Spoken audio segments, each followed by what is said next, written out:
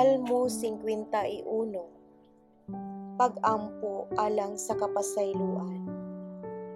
O Dios, kaluy-i in taon ako, tungod sa gugma mo nga walay paglubat.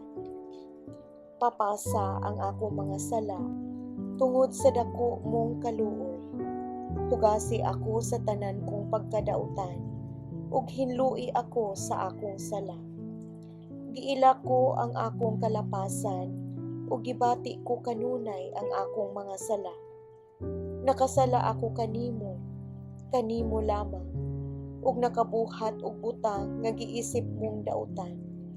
Busa, husto ka sa imong paghukom ug pagsilot kanako. Gipakita mo ang imong pagkamatarong.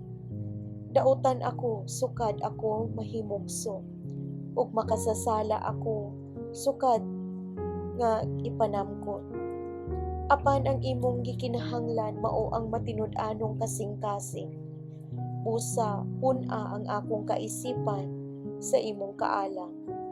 Hinlui ako pinaagi sa hisupo, ug maputli ako. Hugasi ako ug mahimo akong putli gayud kaayo. Pabatia ako sa tingog sa kalipay ug pagmaya, ug bisan gipigis o gidugmok mo ako, malipay na usab ako. Ayaw isipa ang akong mga sala, hinuon papasa ang tanan kong pagkadautan. Putlia, O Dios, ang akong kasing-kasing, ug hatagi ako bag-o ug masinugtanong espiritu. Ayaw ako isalikway, ug ayaw ipahilayo kanako ang imong Espiritu Santo. Ibalik kanako ang kalipay tungod sa pagluwas mo kanako. Lig-una ako ug himuang masinugtanon kanimo. Unya tudluan ako ang mga makasasala sa imong mga sugo, ug mamalik sila kanimo. Luwasa ako, O Dios, nga manluluwas ko, ug sa kalipay awiton ko ang imong pagkamatarong.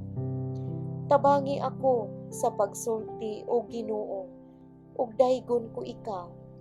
Dili ka gusto sa mga halad sinunog, ug kun maghalad ako kanimo niini, dili ka malipay. Ang halad ko, O Dios, mao ang espiritu nga mapaubsanon. Dili mo isalikway, O Dios, ang kasing-kasing nga mapaubsanon ug mahinulsonon. O Dios, kahimut-i ug tabangi ang Sion. Tukura pag-usab ang mga paril sa Jerusalem. Unya ikalipay mo na ang hustong mga halad, ug ang tanang halad sinunog lakip sa mga turong baka. Ihalad na diha sa imong halaran.